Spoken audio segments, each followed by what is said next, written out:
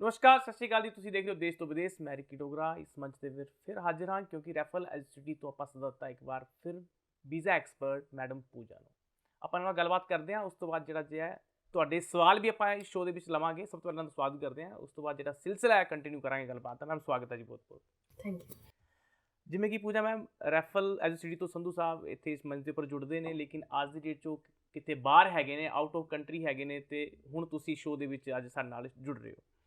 ਅੱਜ ਤੁਸੀਂ ਕਿਹੜੀ ਕੰਟਰੀ ਹੈ ਉਹ ਬੱਚਿਆਂ ਲਈ ਲੈ ਕੇ ਆਏ ਹੋ, ਕਿਹੜੀ ਕੰਟਰੀ ਔਰ ਇਨਟੇਕ ਖਾਸ ਕਰਕੇ ਪੁੱਛਾਂਗਾ ਮੈਂ, ਕਿਉਂਕਿ ਬੱਚੇ ਬਹੁਤ ਸਾਰੇ ਇਹੋ ਜਿਹੇ ਹੁੰਦੇ ਨੇ ਜਿਹੜੇ ਹੁਣ +2 ਦਾ ਰਿਜ਼ਲਟ ਜਿਹੜਾ ਪਾਸ ਆਊਟ ਹੋਣ ਵਾਲਾ ਹੈ, ਮਤਲਬ ਮਾਰਚ ਦੇ ਆਸ-ਪਾਸ ਜਿਹੜਾ ਜਿਹਾ ਸਾਰੇ ਹੀ ਜਿਹੜੇ ਬੋਰਡ ਹੈਗੇ ਨੇ ਉਹਨਾਂ ਦੇ ਰਿਜ਼ਲਟ ਆਉਣ ਵਾਲੇ ਹੁੰਦੇ ਨੇ। ਸਾਰੇ ਬੱਚਿਆਂ ਨੂੰ ਕਾਹਲੀ ਹੁੰਦੀ ਹੈ, ਕਈ ਤਾਂ ਆਈਲੈਟਸ ਕਰ ਚੁੱਕੇ ਨੇ ਔਰ ਕਈ ਆਈਲੈਟਸ ਕਰ ਰਹੇ ਨੇ। ਹੁਣ ਸਾਰੇ ਹੀ ਪਰਿਵਾਰਾਂ ਨੂੰ ਕਾਹਲੀ ਹੁੰਦੀ ਹੈ ਕਿ ਸਾਡੇ ਬੱਚੇ ਦੇ ਨੰਬਰ ਕਿੰਨੇ ਆਉਂਦੇ ਹੈ, ਉਸ ਦੇ ਹਿਸਾਬ ਨਾਲ ਜਿਹੜਾ ਜੇ ਆਪਾਂ ਕੰਟਰੀ डिसाइड करेंगे। ਕਿਹੜੀ ਕੰਟਰੀ ਅੱਜ ਤੁਸੀਂ ਲੈ ਕੇ ਆਏ ਹੋ ਬੱਚਿਆਂ ਲਈ?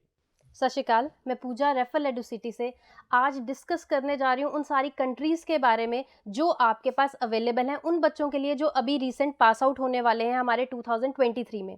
सबसे पहले तो अगर मैं बात करूँ यूएस की, तो यूएस का हमारा नियर बाय जो इनटेक है वो हमारे पास जून इनटेक अवेलेबल है। अगर किसी के पास कोई कंट्री प्रेफरेंस नहीं है, कोई बच्चा अगर कंफ्यूज है, तो वो पहले सारी कंट्रीज़ को असेस करें, वो देखें कि कौन सा इनटेक उनके पास नियर बाय है। क्योंकि अगर कोई वो नियर बाय इनटेक चूज़ करता है तो उससे क्या होता है कि उनका जो टाइम है वो वेस्ट नहीं होता। हमारे पास ऐसे कई बच्चे आते हैं जिन्होंने आइल्स की प्रिपरेशन जो है पहले से ही शुरू कर दी होती है। कई ऐसे बच्चे हैं जो आइल्स ऑलरेडी क्रैक कर चुके हैं, बिकॉज वो ऑलरेडी आपको पता है कि 2 ईयर्स के लिए वैलिड रहता है। तो जो आइल्स क्रैक कर चुके हैं या जो आइल्स की प्रिपरेशन कर रहे हैं उनके लिए नियर बाय इनटेक जो है जून है, जुलाई है, आपको ऑस्ट्रेलिया में मिल जाएगा, न्यूजीलैंड में मिल जाएगा, आपको यूएस में जिस तरह से मैंने कहा जून इनटेक है। तो ये सारी कंट्रीज़ हैं जो आपको नियर बाय इनटेक्स प्रोवाइड कर रही हैं। यूके आपको मई इनटेक प्रोवाइड कर रहा है। अब मैं बात करूँ मोस्ट प्रेफरेबल कंट्री की, जैसे कि कनाडा है, तो कनाडा का अभी फ़िलहाल के लिए सितंबर इनटेक ओपन है, बट कुछ ऐसे कॉलेजेस और रिप्यूटेड यूनिवर्सिटीज़ हैं जो जैन 24 इनटेक के लिए भी ओपन हो चुकी हैं।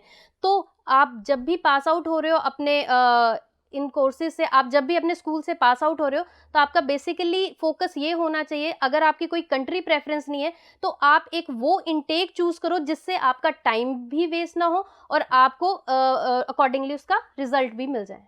ਜਿਵੇਂ ਕਿ ਤੁਸੀਂ ਪੁਜਾਮ ਕਿਹਾ USA, UK, ਨਿਊਜ਼ੀਲੈਂਡ, ਆਸਟ੍ਰੇਲੀਆ ਔਰ ਕੈਨੇਡਾ ਦੀ ਤੁਸੀਂ ਜਿਹੜੀ ਹੈ ਗੱਲ ਕੀਤੀ ਹੈ ਕਿ ਇਨਟੇਕਸ ਕਿਹੜੇ ਹੈਗੇ ਨੇ। ਲੇਕਿਨ ਇਨਟੇਕਸ ਦੇ ਨਾਲ ਮੈਂ ਇੱਕ ਗੱਲ ਹੋਰ ਪੁੱਛਣਾ ਚਾਹਾਂਗਾ ਕਿ ਜਦੋਂ ਬੱਚੇ ਨੇ ਜਾਣਾ ਹੁੰਦਾ ਹੈ ਤਾਂ ਬਹੁਤ ਸਾਰੇ ਪਰਿਵਾਰ ਕਾਹਲੀ ਦੇ ਵਿੱਚ ਇਹ ਨਹੀਂ ਦੇਖਦੇ ਕਿ ਉਹਨਾਂ ਦੇ ਬੱਚੇ ਦਾ ਕੋਰਸ ਕਿਹੜਾ ਹੈ, ਕਾਲਜ ਕਿਹੜਾ ਹੈ। ਇੱਥੇ ਤੱਕ ਕਿ ਉਹ ਕੰਟਰੀ ਨਾਲ ਵੀ ਸਮਝੌਤਾ ਕਰ ਲੈਂਦੇ ਨੇ ਕਿ ਠੀਕ ਹੈ ਅਗਰ ਕੈਨੇਡਾ ਦੇ ਵਿੱਚ ਸੀਟ ਨਹੀਂ ਮਿਲ ਰਹੀ ਤਾਂ ਆਸਟ੍ਰੇਲੀਆ ਅਪਲਾਈ ਕਰ ਲਓ, ਆਸਟ੍ਰੇਲੀਆ ਦੇ ਵਿੱਚ ਸੀਟ ਨਹੀਂ ਮਿਲ ਰਹੀ ਤਾਂ ਇੱਦਾਂ ਕਰੋ USA ਅਪਲਾਈ ਕਰ ਲਓ, ਅਗਰ USA ਵੀ ਨਹੀਂ ਮਿਲ ਰਹੀ ਤਾਂ UK ਅਪਲਾਈ ਕਰ ਲਓ, ਉੱਥੇ ਵੀ ਨਹੀਂ ਗੱਲ ਬਣਦੀ ਤਾਂ ਨਿਊਜ਼ੀਲੈਂਡ ਅਪਲਾਈ ਕਰ ਲਓ। ਤੁਸੀਂ ਕੀ ਕਹਿਣਾ ਚਾਹੋਗੇ ਬੱਚੇ ਨੂੰ ਕਿਹਨਾਂ ਗੱਲਾਂ ਦਾ ਧਿਆਨ ਰੱਖਣਾ ਚਾਹੀਦਾ, ਉਹਦੇ ਮਾਰਕਸ ਦੇ ਅਕੋਰਡਿੰਗ, ਉਹਦੇ ਆਈਲੈਟਸ ਦੇ ਅਕੋਰਡਿੰਗ पहले प्रेफरेंस क्या होनी चाहिए? देखो सारे अंदर पहले तो मैं ये कहना चाहती हूँ कि प्रेफरेंस बच्चा पहले तो खुद स्टडी करे। ऐसा नहीं है कि अंधाधुंध भरोसा करे किसी भी एजेंट पे या अपने किसी के भी इन्फ्लुएंस में आके कोई भी कंट्री चूज़ करे। पहले तो बच्चे को खुद पता होना चाहिए कि वो किस कंट्री में अपनी फ़ाइल को प्रोसेस करना चाहता है। फॉर इंस्टेंस ऐसे बहुत से मैंने लोग देखे हैं जो पेरेंट्स के कहने पे अपनी फाइल्स या किसी रिलेटिव के कहने पे, हाँ जी वो कह रहे हैं कि उनका बच्चा कनाडा गया था तो हमारा बच्चा भी कनाडा जाएगा। ये मैं पेरेंट्स को स्पेशली कहना चाहूँगी कि अगर किसी और का बच्चा कनाडा गया है इसका मतलब ये नहीं है कि आपके बच्चे की भी फाइल जो है वो सूटेबल है कनाडा के लिए। सबसे मेजर जो आपका कंसर्न होना चाहिए वो होना चाहिए आपकी प्रोफाइल की असेसमेंट का। किसी भी जेन्युइन एजेंट के पास पहले आप जाके विजिट करो, उसकी प्रोफाइल को पूरा असेस करवाओ, क्या वो एलिजिबल है उस पर्टिकुलर कंट्री के लिए जो आप डिमांड कर रहे हैं। और जब वो एजेंट आपको एक फ्रूटफुल और एक अच्छी सलाह दे रहा है जिसमें वो बता रहा है सच्चाई आपकी प्रोफाइल की, तो आपको वो एक्सेप्ट भी करना है। क्योंकि मैंने बहुत देखा है कि जो पेरेंट्स हैं वो रिजिड हो जाते हैं रीजन को लेके, रिजिड हो जाते हैं कंट्री को लेके, रिजिड हो जाते हैं कोर्स और कॉलेज को लेके और लोकेशन को लेके, बिकॉज उस लोकेशन में उनके रिश्तेदार रहते हैं या उस लोकेशन में उनके भाई या बहन रहते हैं। बट हमें जैसे पता है कि हर एक की बीमारी अलग होती है, हर एक का इलाज अलग होता है, तो उसके लिए सबसे पहले एक प्रोफाइल असेस करवाइए। और उस चीज़ के लिए आप भी तैयार रहिए कि अगर आपको कोई एजेंट मना कर रहा है किसी कोर्स के लिए, जैसे कि हम हमारे पास कई लोग आते हैं, उन्हें हम मना कर देते हैं कि हमारे पास ये इनटेक अवेलेबल नहीं है, वो ही लोग बाहर जाके उसी इनटेक में रॉन्ग ऑफर लेटर को अप्लाई करते हैं और वापस घूम के फिर से हमारे पास रिफ्यूजल लेके आते हैं। हाँ, लेके आते हैं और कहते भी हैं कि एक कॉलर साथ नाल जुड़े हुए ने, क्योंकि साथी ਜਿਹੜੀਆਂ ਆਪਣੇ ਫੋਨ ਲਾਈਨ ਦੀਆਂ ਜਿਹੜੀਆਂ ਲਾਈਨਾਂ ਨੇ ਉਹ ਓਪਨ ਕਰ ਦਿੱਤੀਆਂ ਨੇ ਸਾਰੇ ਹੀ ਜਿਹੜੇ ਕਾਲ ਕਰਨਾ ਚਾਹੁੰਦੇ ਨੇ ਉਹਨਾਂ ਲਈ।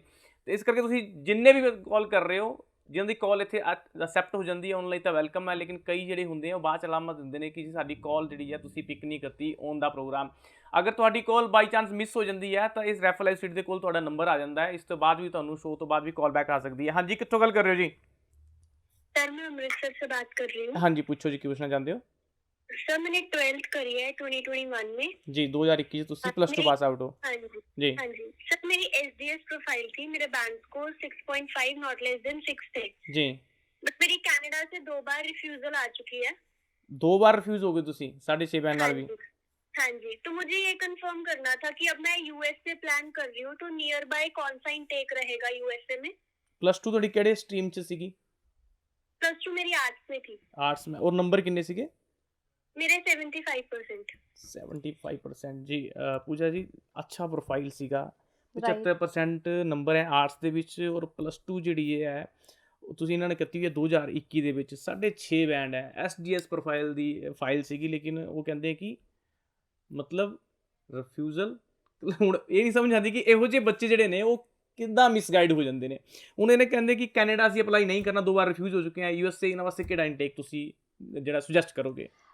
जैसे कि मैं अभी शुरू में भी बता रही थी कि यूएस के लिए हमारे पास जून इनटेक अवेलेबल है, पर जैसे कि इस बच्चे की प्रोफाइल को अगर हम डिस्कस करें, बहुत अच्छी प्रोफाइल थी, बहुत अच्छी परसेंटेज थी, बहुत अच्छे आईएल्स के स्कोर थे इनके, बट फिर भी प्रोफाइल रिजेक्ट हुई है। बहुत से ऐसे रीजंस हैं जो इस प्रोफाइल के ऊपर हो सकते हैं, पर एक जो मेजर रीजन जो मुझे दिखता है, इन्होंने शायद मेंशन नहीं करा, वो यही होगा कि आपने वापस हटके नहीं आना। तो अभी तो इनकी प्रोफाइल रीजन है बेसिकली। बिल्कुल बिल्कुल, पर अभी तो इनकी प्रोफाइल जैसे अभी मेरे सामने नहीं है। अगर मैं इस रीजन को भी लेके चलती हूँ तो मेजरली जिन बच्चों की प्रोफाइल्स बहुत अच्छी हैं, तो हमने उन प्रोफाइल्स को एनालाइज करा और देखा है कि वो मैक्सिमम रिफ्यूजल जो है आपके स्टेटमेंट ऑफ पर्पस के ऊपर है।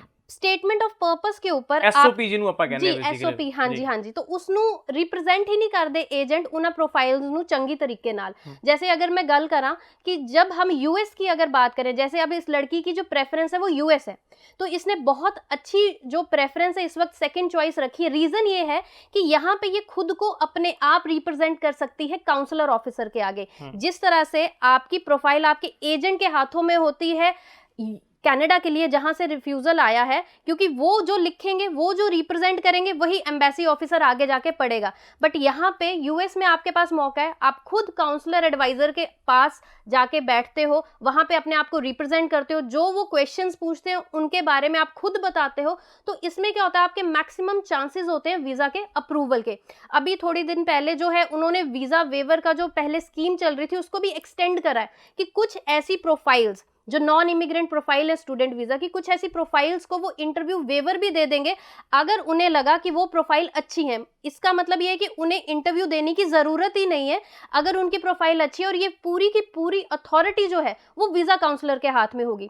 तो इनकी जो चॉइस है बहुत अच्छी है, नियर बाय इनटेक है, टाइम भी वेस्ट नहीं होगा, क्योंकि फिर से अगर कनाडा चूज़ करते हैं तो इन्हें नहीं पता कि इनको कौन सा नेक्स्ट अवेलेबल इनटेक मिलेगा, बिकॉज क्लाइंट एजेंट तो हैं वो सीधे बोल देते हैं कि आपका जो नेक्स्ट इनटेक है वो मिल जाएगा, पर नेक्स्ट के साथ वो अवेलेबिलिटी नहीं लगाते।